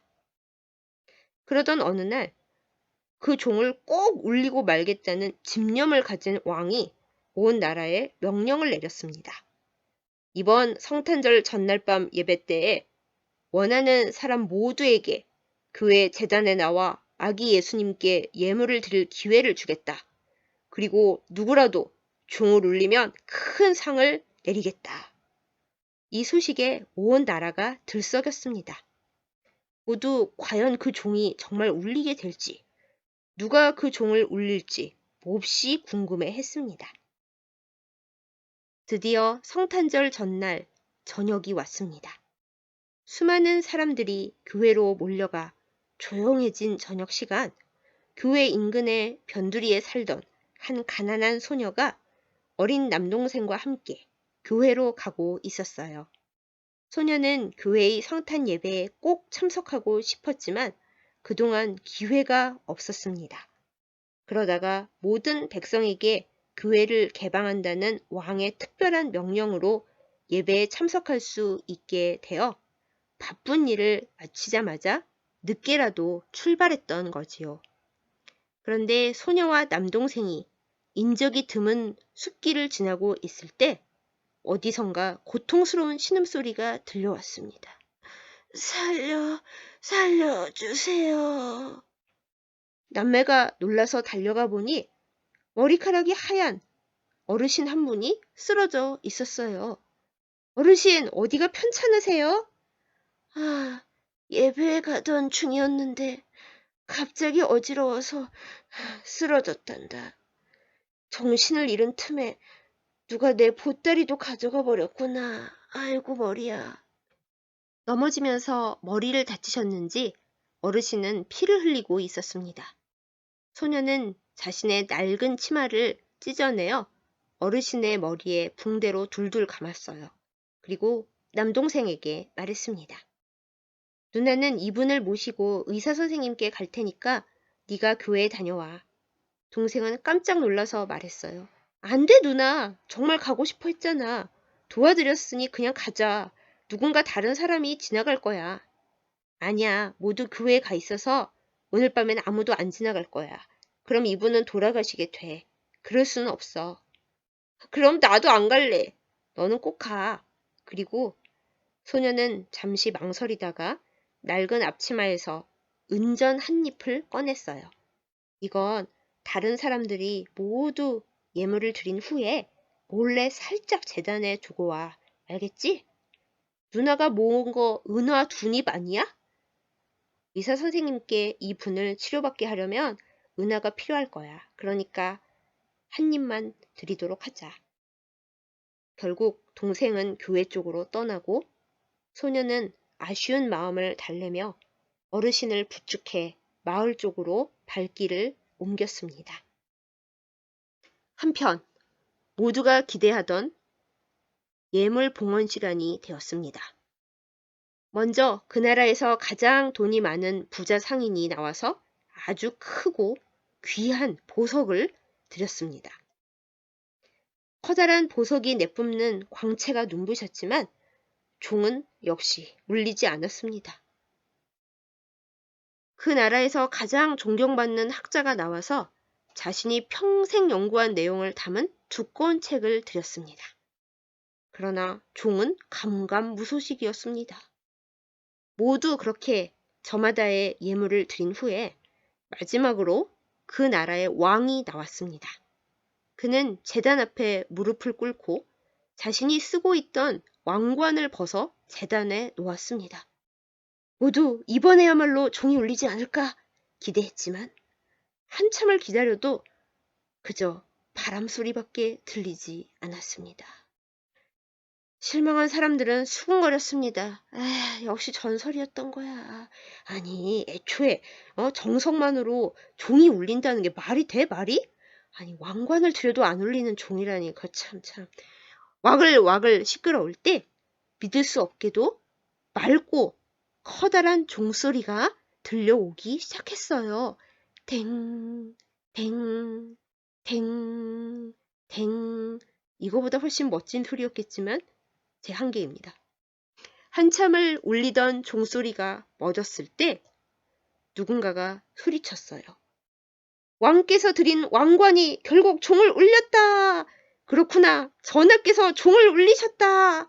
모두가 왕 만만세를 외치려 할 때 왕이 두 손을 들며 말했어요. 종을 울린 건 내가 아니다. 조용히들 하라. 왕은 휘황찬란한 보물의 산 맨 앞에 놓여있는 자신의 왕관 옆 거의 숨겨지다시피 놓여있는 낡은 은화 하나와 모두 다 떠들고 있을 때 몰래 그것을 두고 다시 사람들 틈으로 숨은 어린 소년을 바라보았습니다. 그 소년이 들려줄 이야기를 기대하면서요. 대림절에 하나님께 하나님 앞에서 그리고 세상살이 속에서 사실 학력이나 지식이 다 무슨 소용이냐고 하는 저에게 주님은 그러셨지요. 네가 연연해하고 얽매이고 있는 물질 또한 나에게는 아무것도 아니란다. 네가 그것까지 온전히 마음에 담기를 나는 원해 라고요. 어린 시절 읽었던 성탄절 성극 대본을 떠올리며 생각합니다. 각종 어려운 상황으로 예전처럼 예배 드리기는 어렵게 되었다지만 그래도 주님 앞에 나아갈 예배 방법은 많고도 많은데 주님 뵙기를 바라는 열망, 예배 드리기를 간절히 사모하는 마음이 과연 제 안에 있나요? 단 한 번 허락된 예배에 참석하기 위해 늦은 밤 깊은 숲길을 가던 그 소녀처럼요. 누군가를 살리기 위해 내가 가장 소망하던 것, 내가 오랫동안 땀 흘려 모은 것을 단념할 수 있는 용기가 과연 저에게 있나요? 주님이 진정 저에게 원하시는 것이 무엇인지 궁금해하기보다는 제가 주님께 바라는 것에만 목을 매달고 있는 것은 아닌가요? 냉기가 아니라 온기가, 욕심이 아닌 간절함이 과연 제 안에 있을까요? 주님을 기쁘시게 했으면 그걸로 됐다고. 아니 사실 내가 드린 것이 많이 부족하고 초라하여 부끄럽다고 조용히 침묵할 지혜와 순수함이 저에게 있나요? 그 종을 울리고 싶지만 울리지 못하여 그건 그냥 전설인 거라고 우기고 싶어하는 못나고 약한 시끄러운 저만 지금 여기 있습니다. 주님, 그래도 그 종을 울리고 싶습니다. 맑고 크게 퍼져나가는 종소리를 듣고 싶습니다. 주님 앞에서 아무것도 아닌 것과 아무 것을 알고 아무 것을 소중히 행하는 주의 종이고 싶습니다. 꽹과리가 아니라 좋은 소리 나는 종이고 싶은 어느 백성이 하나님께 절망하지 않기 위하여 방주 안에서 코미디 재난영화 싱크홀에서 지하에 점점 물이 차오르자 사람들은 큰 물탱크 안에 들어가서 익사만을 피하려 합니다. 모든 사람들이 차례로 물탱크 안으로 들어가고 마지막에 남은 사람, 그 이름은 만수였는데요. 당신은 안 타냐는 말에 만수는 물탱크 뚜껑을 밖에서 닫을 사람이 있어야 한다는 행동으로 대답을 대신하죠. 그냥 지나칠 수도 있는 장면이지만 저는 이 부분을 보다가 창세기에 나오는 노아의 방주 이야기 중 여호와께서 그를 들여보내고 문을 닫으시니라 라는 구절이 선명하게 떠올랐습니다. 많은 주석 설교에서 하나님께서 방주문을 닫으신 이 일은 방주에 탄 사람들의 생명이 하나님 손에 달렸다는 하나님의 절대 주권을 드러내거나 하나님께서 홍수로 멸망할 세상과 구원의 방주를 완벽하게 분리시켰다는 의미로 해석됩니다. 물론 맞는 해석이지요. 그러나 저는 방주문을 직접 닫으신 하나님을 좀 다른 관점에서 바라보게 되었습니다. 직접 방주문을 닫으신 하나님은 구원하기로 작정하신 생명 중 단 하나도 희생물로 잃어버리는 것을 원치 않으셨다는 것이죠. 너희 중 누구 하나는 남아서 밖에서 문을 닫으라고 쉽게 말씀하시지 않았습니다. 너희끼리 알아서 안에서 문을 잘 잠가봐 라고 방치하시지도 않았습니다. 노아가 아무리 방주를 만들고 잠그는 획기적인 기술을 개발했다 하더라도 하나님께서 직접 닫아 거시는 것만큼 완전할 수가 있었을까요? 하나님은 방주 속 생명들의 안전을 확실하게 책임지시고 보호하시겠다는 뜻으로 직접 방주문을 닫아 거신 것이 아닐까 생각됩니다. 하나님께서 허락하시지 않는 한 그 어떤 것도 그 무엇도 방주 안으로 침입해 들어갈 수 없다는 하나님의 확인 도장이자 보호막이었던 셈입니다. 그냥 생각하면 밖에서는 홍수로 세상이 멸망되는데 방주 안에서는 안전하니까 평안하고 기쁘기만 했을 것 같죠? 그러나 노아 가족이 아무리 믿음이 깊었다 해도 더구나 사실 홍수 이후의 사건에서 드러난 그들의 인간적인 모습을 보자면 아무래도 노아의 방주 안 사정은 아름답고 평화롭지만은 않았을 거라는 생각이 듭니다. 예전에 넌센스 퀴즈에 세계 최초의 동물원은? 라는 문제가 있었는데 정답이 노아의 방주였습니다. 동물 종 보존을 위해 각종 동물들이 암수 쌍을 지어 방주에 들어갔죠. 탈무드에 의하면 심지어 선과 악도 짝을 이루어 방주에 올라탔다고 해요.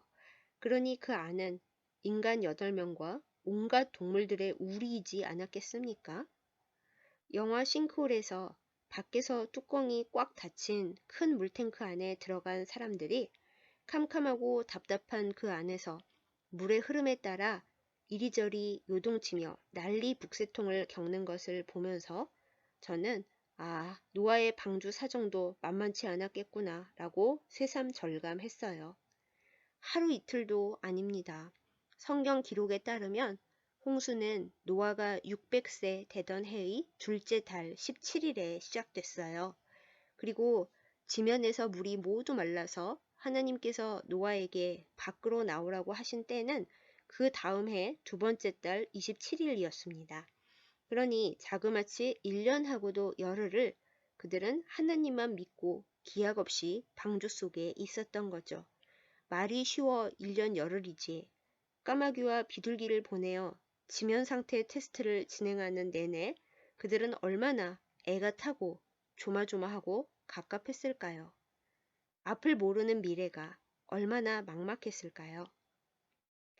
제가 노아의 방주의 상황을 더 현실적으로 상상할 수 있는 이유는 우리가 1년 넘게, 아니 어느덧 2년을 넘겨 코로나19에 갇혀버린 세상 속에 살고 있기 때문일 것입니다. 코로나19가 인류에게 가르친 가장 중요한 것은 일상은 소중한 것이고 당연한 것은 이 세상에 존재하지 않는다는 사실일 거예요. 게다가 우리는 일상을 언제 되찾을 수 있을지, 코로나19를 겪은 이후의 세상이 어떻게 변할지 아무것도 모릅니다. 이 현실 속에서 이미 수많은 이들이 죽어갔고 많은 이들이 다양한 위기 속에 있습니다. 교회의 일원이었던 저희 가족도 코로나를 전후해서 큰 위기를 맞았습니다. 부모님의 은퇴 후에 저는 무엇을 어떻게 하면 좋을지 알 수 없고 대책도 없는 깊은 어둠 속에 갇혔어요. 기도 말고는 아무것도 할 수 없는 그런 막막함 속에 있습니다. 그런데 지금 깨닫습니다. 이 상황 속에 우리를 가두신 하나님을 원망하는 것이 옳지 않다는 것을요. 어쩌면 하나님은 최종적으로 우리를 살리시려고 하나님께서 설계하신 캄캄함 속에 우리를 넣으시고 잠시 문을 닫아 걸어 놓으신 걸지도 모른다고요.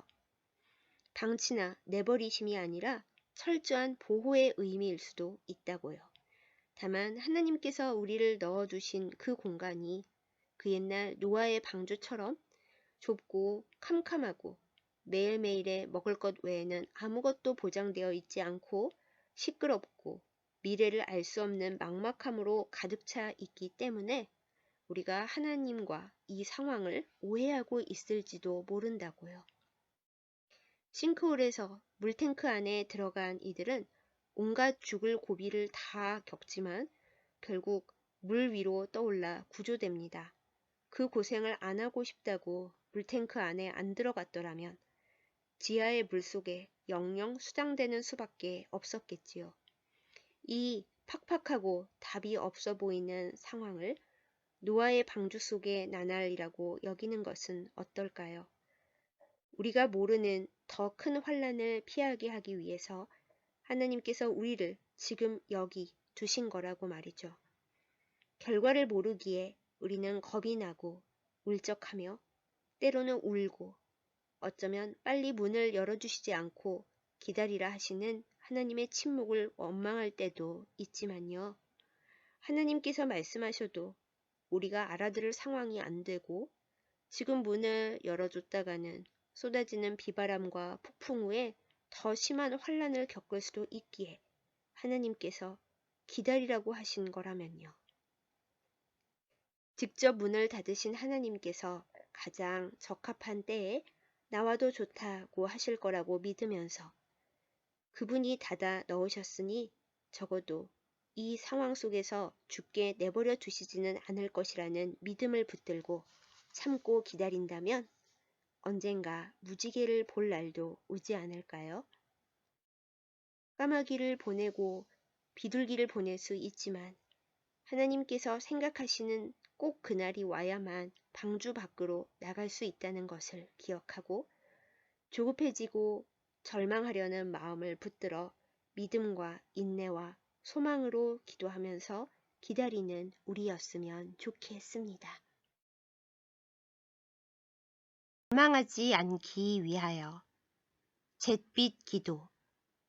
먼저 이문영 작가님의 색깔을 훔치는 마녀라는 그림책의 내용을 함께 들어보겠습니다. 깊은 숲속에 꼬마 마녀가 혼자 살고 있었습니다.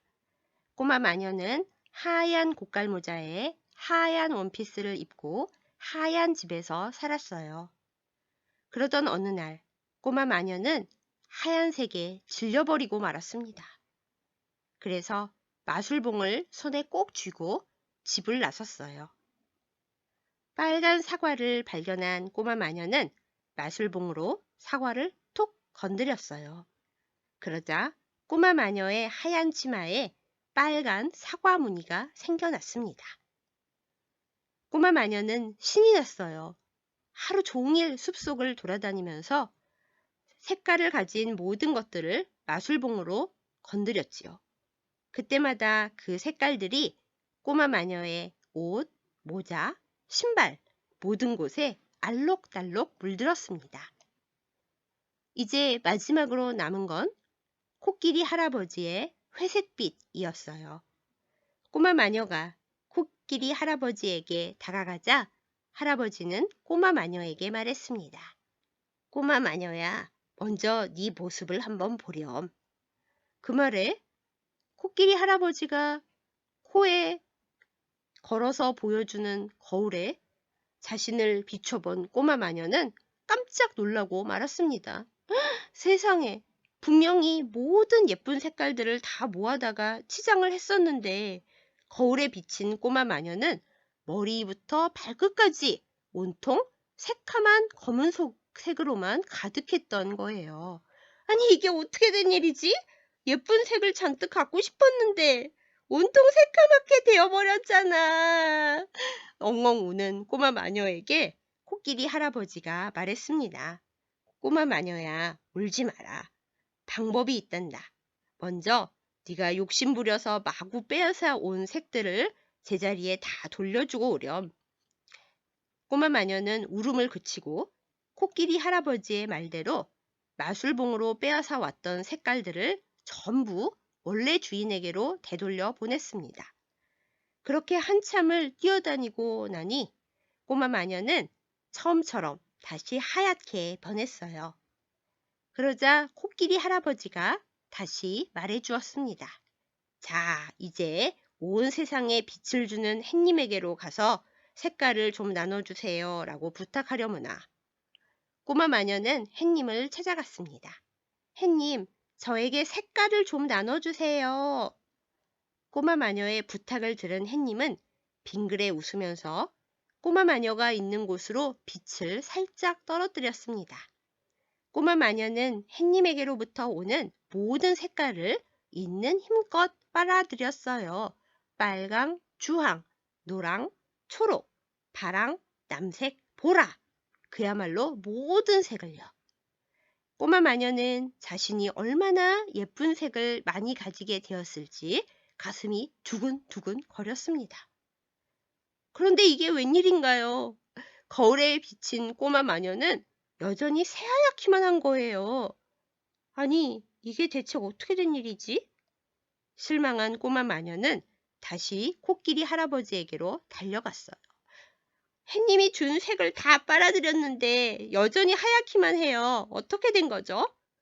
코끼리 할아버지는 꼬마 마녀를 등에 태우고 연못으로 갔습니다. 그리고 길다란 코에 물을 잔뜩 담아서 꼬마 마녀에게 뿌려주었어요. 그러자 놀라운 일이 일어났습니다. 꼬마 마녀의 옷과 모자, 구두에 알록달록 무지갯빛이 떠올랐습니다. 와, 신기하다! 신기해하는 꼬마 마녀에게 코끼리 할아버지가 말했습니다. 꼬마 마녀야, 네가 마술봉으로 열심히 모은 여러 가지 땅의 색들은 욕심부려서 다 더해버리면 결국 까만색이 되고 만단다. 하지만 햇님이 주는 색은 평소엔 그냥 하얗게만 보이지만 물이 닿으면 무지개색이 되는 거야. 그 말을 들은 꼬마 마녀는 자신이 태어난 모습 그대로 그냥 하얀색에 둘러싸여 살기로 결정했습니다. 예쁜 색깔이 보고 싶을 때면 코끼리 할아버지에게 물을 뿌려달라고 하면 되니까요. 그러면 그때마다 새로운 무지개색을 가질 수 있으니까요. 잿빛 기도. 주님, 힘든 일이 계속되고 건강이 악화되면서 나의 시간들이 색깔을 잃고 어두운 잿빛 한가운데 있는 것 같다고 힘들어하는 저에게 사람들은 조언합니다. 네가 지나온 힘겨운 시간들을 생각해봐. 너의 현실을 생각해봐.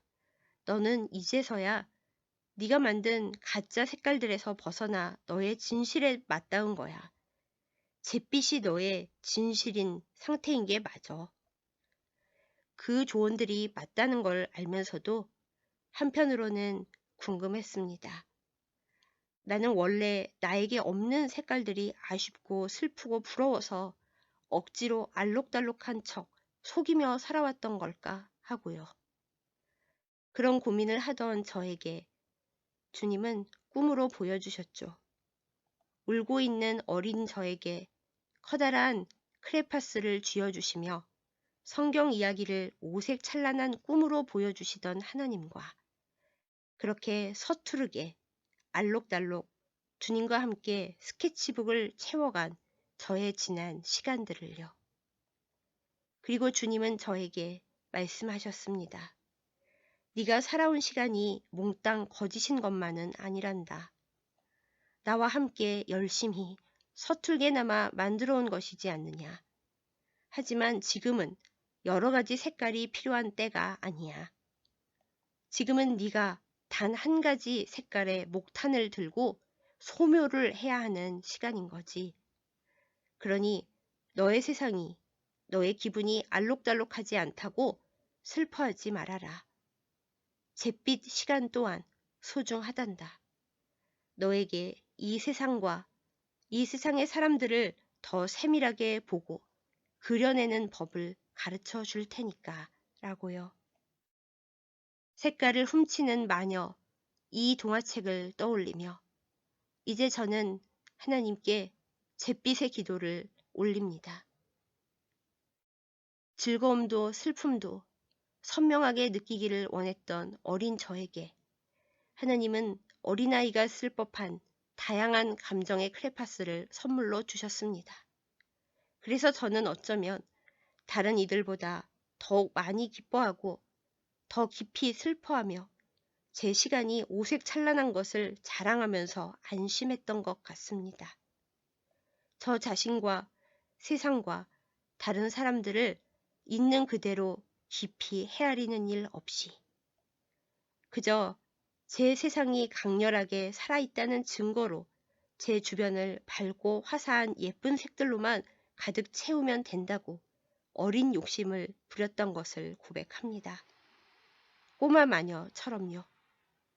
그렇게 계속 제 욕심대로만 색깔을 더해가면 결국엔 아무것도 아닌 새카만 색이 되고 말 거라는 사실을 전혀 모른 채로요. 저의 지난 시간들이 서툴렀지만 그래도 나름대로는 최선을 다한 스케치북이었다고 인정해 주시고 그렇게 말씀해 주시는 하나님께 감사를 드립니다. 가짜와 거짓이 아니라 서투름과 철없는 욕심이었다고 보아주셔서 감사합니다.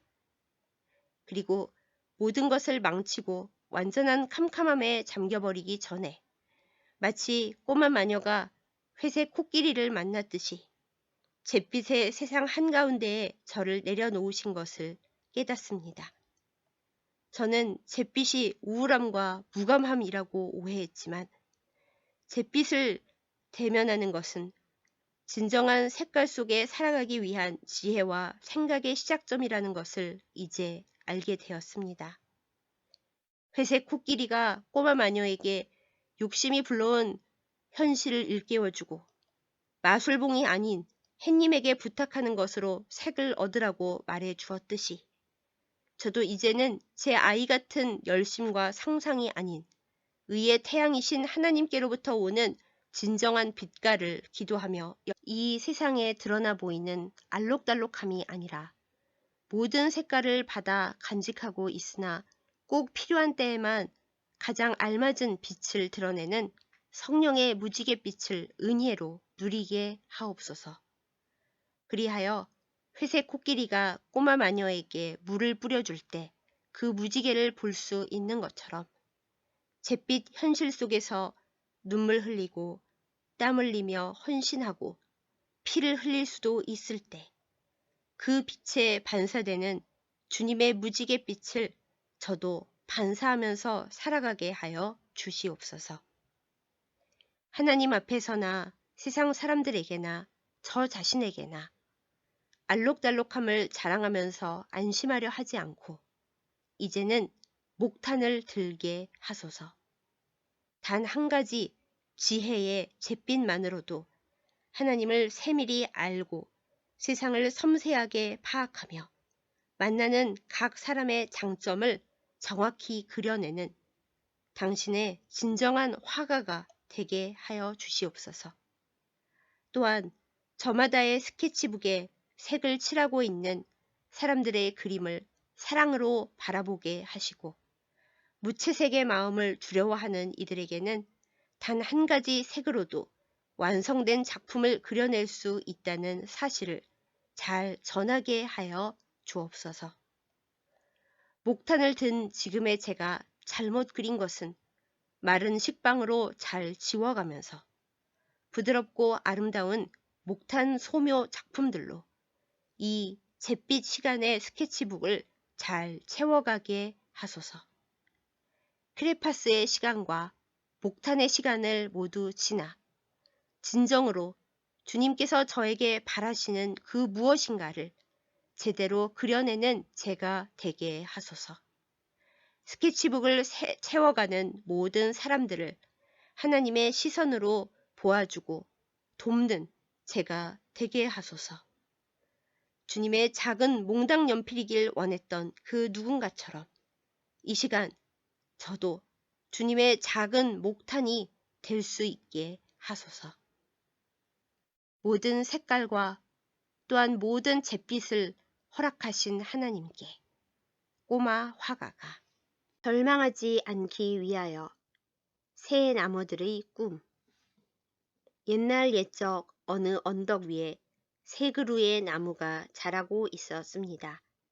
별이 반짝이는 어느 날 밤, 새 나무들은 도란도란 자신의 꿈을 이야기했어요. 첫 번째 나무가 말했습니다. 내 꿈은 부자 나무가 되는 거야. 세상에서 가장 귀한 보물을 담는 상자가 되고 싶어. 두 번째 나무가 이야기했습니다. 내 꿈은 힘센 나무가 되는 거야. 세상에서 가장 위대한 왕을 태우는 커다란 배가 되고 싶어. 세 번째 나무는 아주 조용하게 말했습니다. 내 꿈은 그냥 여기에 있는 거야. 하나님이 계신 하늘에 아주 가까이 다가가고 싶어. 새 나무들은 각자 꿈을 꾸면서 무럭무럭 자라났어요. 그렇게 세월이 흘러갔습니다. 그러던 어느 날 사람들이 도끼를 들고 언덕으로 올라왔어요. 나무들은 쿵 소리를 내며 쓰러졌습니다. 첫 번째 나무는 목수 아저씨에게 보내졌어요. 그러나 귀한 보물 상자가 되고 싶었던 첫 번째 나무의 소망과는 달리 목수 아저씨는 첫 번째 나무로 가축의 먹이통을 만들었습니다. 여물통이 된 첫 번째 나무는 더럽고 냄새나는 가축 우리에서 눈물을 흘렸습니다. 그러던 어느 날 밤 주인이 가축 우리에 들어와서 동물들을 한쪽으로 옮겼어요. 젊은 부부가 아기를 낳을 곳을 마련하기 위해서였습니다. 그리고 여물통에 아주 깨끗하고 포근한 풀을 깔아 주었습니다. 젊은 부부는 그날 밤 태어난 갓난 아기를 그 여물통에 뉘었습니다. 많은 사람들이 아기를 찾아와 절하고 귀한 선물을 바쳤습니다. 그제서야 첫 번째 나무는 깨달았어요. 지금 이 순간 세상에서 가장 귀한 보물을 담고 있다는 사실을요. 그렇게 첫 번째 나무의 꿈이 이루어졌습니다. 한편 두 번째 나무는 어느 어부에게로 보내졌습니다. 어부는 그 나무로 고기 잡는 작은 배를 만들었어요. 그리고 밤마다 그 배를 타고 나가 물고기를 잡았습니다. 두 번째 나무는 크게 실망했어요. 비린내 나는 물고기나 싣고 다니다니. 내 꿈은 이런 게 아니었는데. 그러던 어느 날 밤 거센 폭풍우가 일어나 배가 거의 부서질 지경이 되었습니다. 그런데 그때 배 한쪽 구석에서 자고 있던 남자가 일어나 폭풍우를 향해 소리쳤습니다. 바다야 잠잠하라. 파도야 잠잠하라. 그러자 거짓말처럼 바람과 파도가 잔잔해졌어요. 그리고 두 번째 나무는 알게 되었습니다. 자기가 세상에서 가장 위대한 왕을 태우고 있다는 사실을요. 마지막 세 번째 나무는 어떻게 되었을까요? 이상하게도 세 번째 나무는 아무것도 되지 못하고 아주 오랜 세월 동안 아무렇게나 버려져 있었어요. 세 번째 나무는 나는 정말 아무짝에도 쓸모가 없나 보다 라고 생각하면서 아주 오랜 시간 동안 죽음 같은 절망과 잠에 빠져 있었습니다. 그러던 어느 날 사람들이 와글와글 떠드는 소리가 들려왔어요. 아무 나무라도 좋으니 아무거나 빨리 가지고 와. 거친 손이 다가와서 이미 뻣뻣하게 말라버린 세 번째 나무를 덥석 붙잡았습니다. 그리고 나무를 뚝딱뚝딱 잘라서 죄인을 처형할 십자가를 만들었어요. 잔인한 사람들이 한 남자를 십자가에 못 박아 그 십자가를 언덕 위에 높이 세웠습니다. 그리고 그 남자는 십자가 위에서 피를 흘리며 죽었어요. 세 번째 나무는 너무나 슬프고 부끄러웠습니다. 그렇게 다시 버려진 세 번째 나무는 절망에 빠졌습니다. 그런데 정말 이상한 일이 일어났어요. 십자가 위에서 죽었던 그 남자가 거짓말처럼 살아난 거예요. 남자를 죽게 한 십자가는 이제 영원한 생명과 하나님의 용서와 사랑을 상징하는 나무가 되었습니다. 세상의 많은 사람들이 그 십자가를 통해 하나님께로 가까이 갈 수 있게 되었어요. 그제서야 세 번째 나무는 깨달았습니다. 자신이 언덕 위에서 꾸었던 꿈 그대로, 아니 그 꿈보다 훨씬 더 아름답게 하늘과 가장 가까운 자리에서 영원히 하나님을 바라볼 수 있는 나무가 되었다는 사실을요. 십자가가 된 세 번째 나무는 눈물을 흘리며 하나님께 감사했습니다. 새 나무들이 더 이상 꿈꿀 수 없다고 생각하는 이들에게 우리가 꿈꾸고 소망하는 대로 모든 일이 척척 이루어진다면 얼마나 좋을까요? 누군가가 어떻게 얼마나 노력하면 꿈이 이루어진다고 가르쳐 주면 얼마나 안심이 될까요?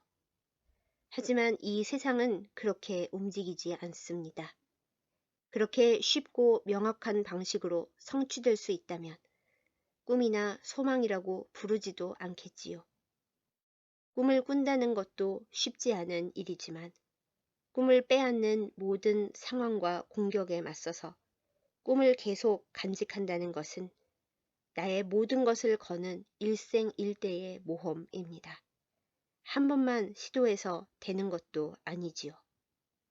그래도 꿈꾸기를 멈추지 않고 다시 일어나 멀어져 가는 꿈을 가까이 당겨 끌어안는 우리였으면 좋겠습니다. 사실 우리 새 나무들이 꿈과 소망을 이루기 위해 우리 힘으로 무언가를 하지는 않았어요. 우리에겐 꿈을 위해 노력할 자유조차 주어지지 않았으니까요. 한때 꿈꾸었고 그 꿈이 크게 좌절되었고 그래서 절망한 시간들이 길었습니다. 다만 우리가 했던 일 한 가지는 아무리 초라하고 비참하고 희망이 없던 곳이었을지라도 우리의 자리에 있었다는 것, 그거 하나였습니다. 꿈을 잃었다고, 모든 것이 무너졌다고, 순간순간이 너무 괴로워서 차라리 내 존재가 이대로 끝나면 행복하겠다고 생각할지라도 결코 살아가는 것을 포기하지 말기로 해요. 피투성이 상처투성이라도 우리 살아가고 존재하는 것을 멈추지 말기로 해요. 우리 새 나무들이 전혀 생각지도 못했던 상황과 시간에 우리가 아주 오래전에 꾸었던 꿈을 이룬 것처럼 비록 당신이 꿈꾸었던 그대로의 모습은 아닐지라도 목표했던 그 시간에는 아닐지라도 당신의 꿈은 이루어질 수 있습니다. 어쩌면 당신이 상상했던 것보다 더 놀랍고 근사한 방식으로요. 지금은 미래를 한치도 예측할 수 없고 꿈을 간직하고 산다는 것이 무의미하고 어리석은 것처럼 보이겠지만 그래도 우리 다시 일어나기로 해요. 살아있다는 사실이 가장 아름답고 소중한 꿈의 그루터기니까요. 언젠가 우리는 알게 될 거예요. 나의 꿈을 기억하고 가장 좋은 방식으로 이루어주는 분이 내 곁에 계시다는 사실을요. 그 사실을 깨닫게 될 그날까지 우리 넘어져도 쓰러져도 다시 살아가기로 해요. 어렵게 꿈을 이룬 나무들이 꿈의 그루터기를 지니고 있는 당신에게